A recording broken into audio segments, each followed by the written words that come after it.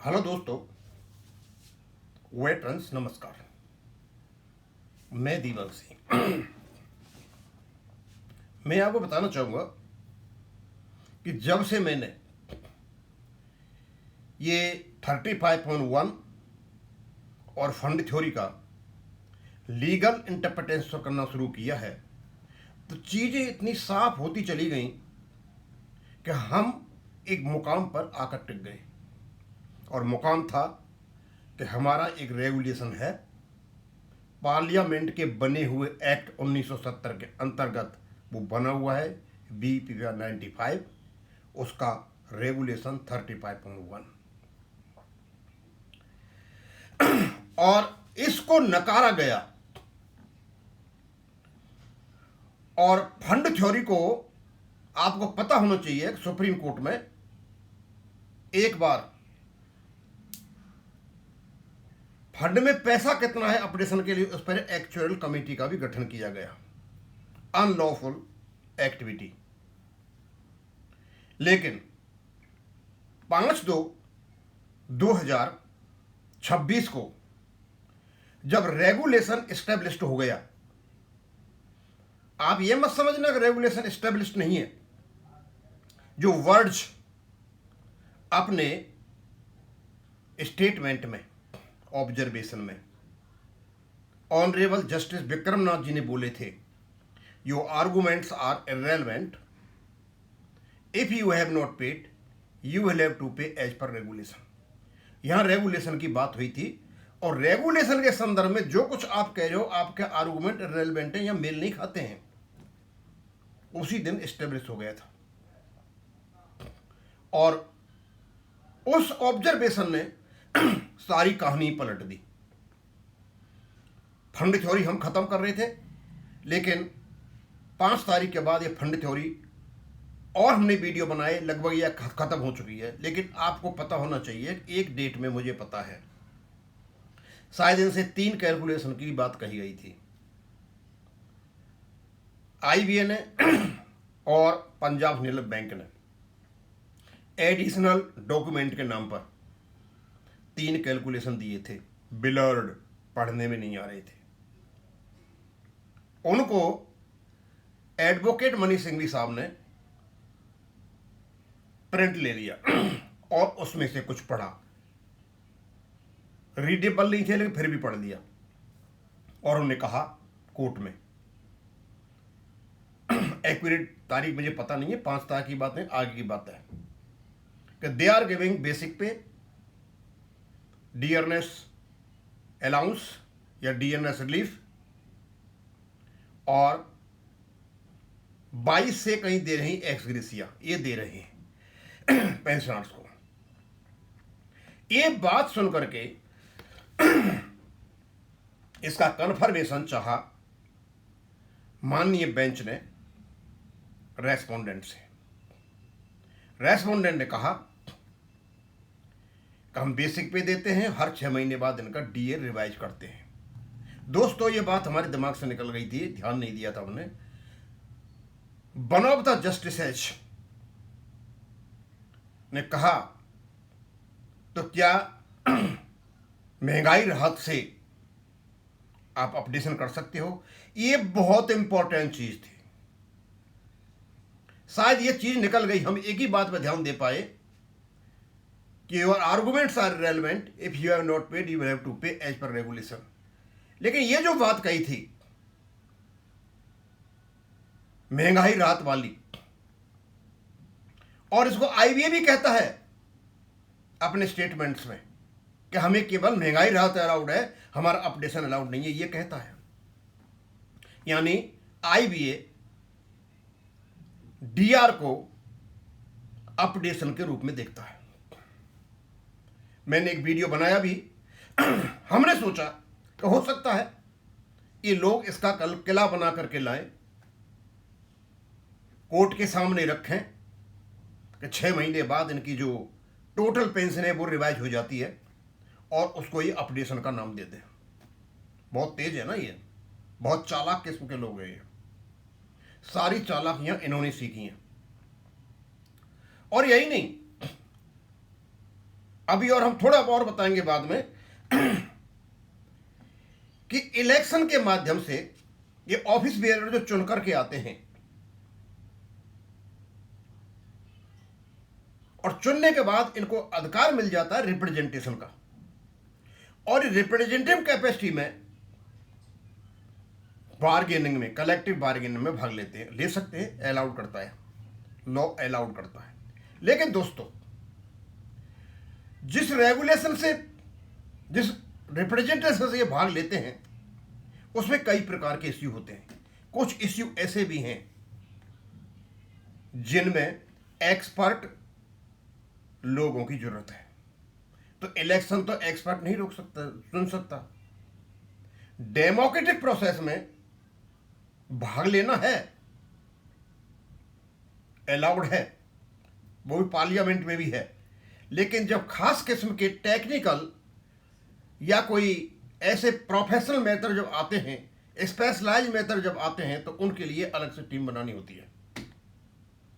लेकिन ये हमारे यूनियन वाले जो इलेक्शन चुन करके आए हैं, ये एक्सपर्ट नहीं, ये नॉन एक्सपर्ट हैं। अब सवाल उठेगा, मैं इस पर वीडियो बनाऊंगा, क्या नॉन एक्सपर्ट आदमी एक्सपर्ट स्यूज पर निगोशिएशन का पार्ट हो सकता है? ये बहुत बड़ा इश्यू है। ये सारे जितने भी बैठे हुए हैं हमारे यूनियन वाले, ये एक्सपर्ट तो नहीं है। केंद्रीय कर्मचारियों का जो वेतन आयोग होता है उसमें एक्सपर्ट कमेटी बनाई जाती है, क्योंकि वो स्पेशलाइज्ड एक्टिविटी है, एक प्रकार की फंक्शन है स्पेशलाइज्ड। लेकिन यहां तो कुछ भी नहीं है। यहां तो जिनको चुन लिया गया, चाहे वो 12 पास है, 11 पास है, 10 पास है, इलेक्शन है, रिप्रेजेंटेशन कर सकते हैं, लॉ अलाउड करता है। लेकिन इसी चीज को इन्होंने बना लिया तरीका कि ये एक्सपर्ट है। भाई, यहां पेन अलाउंसेज के लिए सेंट्रल गवर्नमेंट में, सीपीसी में अच्छे अच्छे लोगों को लाया जाता है। मैं एक्सपर्ट को, यहां एक्सपर्ट क्यों नहीं, इसका वीडियो बनाऊंगा बाद में लौट करके वहीं आता हूं। इस प्रकार के जो लोग बैठे हुए हैं, महंगाई रात को ये अपडेशन मान के चलते हैं, और ये इन्होंने एक्सप्रेस किया माननीय सुप्रीम कोर्ट में। अब तो एडिशनल डॉक्यूमेंट किसका था, चाहे आईबीए का था या बैंक्स का था, मुझे पता नहीं। लेकिन इतने दिमाग में ये है कि हर 6 महीने बाद जो पेंशनर्स का डीआर बढ़ जाता है उसको ही अपडेशन मानते हैं। मैं तो इनकी चतुराई को सलाम करता हूं कि भाई, आपका रेगुलेशन कहता है 35.1 basic pension and additional pension where applicable shall be updated. तो क्या इससे जो महंगाई रात बढ़ता है 6 महीने बाद, इससे बेसिक पेंशन और एडिशनल पेंशन अपडेट होती है क्या? उसमें परिवर्तन आता है कि रिवाइज होती है क्या? नहीं, वो तो नहीं होती, वो तो स्टैटिक पड़ी हुई है। फिर आप कैसे कह सकते हो हर 6 महीने बाद हम जो डीआर देते हैं उससे इनकी पेंशन अपडेट होती है? इस प्रकार का व्यू माननीय सुप्रीम कोर्ट में आया था, और किसी माननीय जज ने पूछा था क्या डीआर से पेंशन अपडेशन हो जाता है क्या? कि उस समय ध्यान दिया नहीं, अब ध्यान आ रहा है हमारा। और यदि इनका यह तर्क है तो ये फिर कोर्ट को गुमराह करने की कोशिश करेंगे। दोस्तों, डीआर का कैलकुलेशन करने का एक अलग तरीका है, एआईसी पिन पर होता है, लेकिन अपडेशन का अलग तरीका है, as per formulae given in appendix 1। उसका डीआर से कोई लेना देना नहीं है। यदि आप बेसिक पेंशन को अपडेट करना चाहते हो तो 35/1 में जो फॉर्मूली दे रखा है अपेंड वो, और वो फॉर्मूली रिफ्लेक्ट होगा अपेंडिक्स 1 में, उससे होगा, न कि आपके डीआर से। दोस्तों, हमें बहुत सचेत रहना है, क्योंकि ये पता नहीं कौन सी ट्रिक खेलेंगे। और जैसे ये मेरा वीडियो सोशल मीडिया पर जाएगा और इनकी जो नीयत है और नीति है, इनकी जो चालाकियां हैं, इनकी जो मिसलीड करने की जो आदत है, वो ऑटोमेटिक आउटबर्स्ट हो जाएगी। लोगों को पता चलेगा, हाँ, ये किया तो था इन लोगों ने। ये सोचते हैं कि डीआर में वृद्धि हो जाती है, उससे हमारी मंथली पेंशन बढ़ जाती है 6 महीने के बाद, तो उसको ही अपडेशन मानते हैं। ये तो कंटेम्प्ट ऑफ कोर्ट का मैटर है। अपडेशन की परिभाषा इन लोगों ने यदि इस प्रकार ली है तो कंटेम्प्ट ऑफ कोर्ट का मैटर है, और जानबूझकर ऐसे ऐसे स्वांग करते हैं कि गुमराह करते हैं कि पूछो मत।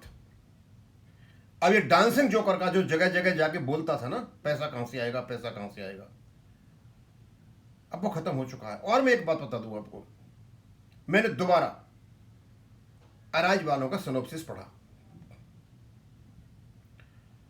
जितनी काबिलियत थी उन्होंने उसको किया। वो सारा जितना भी हुआ, 1993 का एग्रीमेंट हुआ, फिर IBN 1994 में क्या किया, फिर RBI लाइन पे होगा, ये सारा जितना भी किया, ये करने के बाद उसके बाद वो रेगुलेशन बन गया 1995। 1995 का रेगुलेशन जैसे ही बना वो बन गया स्टेटरी रेगुलेशन। उससे पहले जो कुछ भी हुआ वो नॉन स्टेटरी या कॉन्ट्रेक्चुअल एग्रीमेंट्स थे, महत्वपूर्ण तो वो भी हैं। और उसके बाद ये सब कुछ करने के बाद मैं अचंभित था, ये भी कहते हैं उसमें कि फंड का काम करना हमारा नहीं है।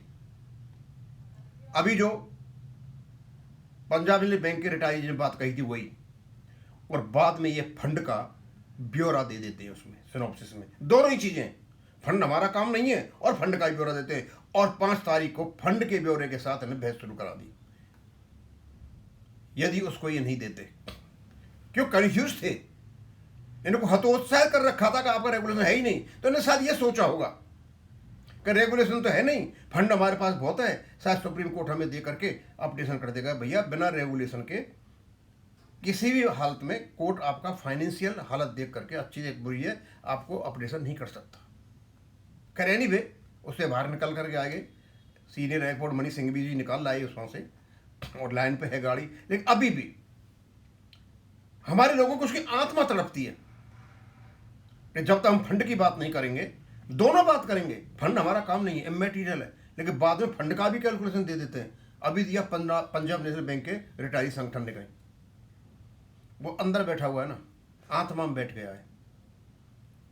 अभी हम इन पर भी वीडियो बनाएंगे और कई वीडियो बनाएंगे, और हम ये देखेंगे आखिरकार, मैं समझ नहीं पा रहा हूं कि एक नॉन एक्सपर्ट बॉडी, यानी ये दलाल जो बैठे हुए हैं इलेक्शन से ये हत्या करके बैठे पोस्टों को, क्या स्पेशलाइज इश्यूज पर जैसे बेस सेटलमेंट पर निगोशिएट कर सकते हैं? अब मैं यहीं खत्म करूंगा। थैंक यू, धन्यवाद।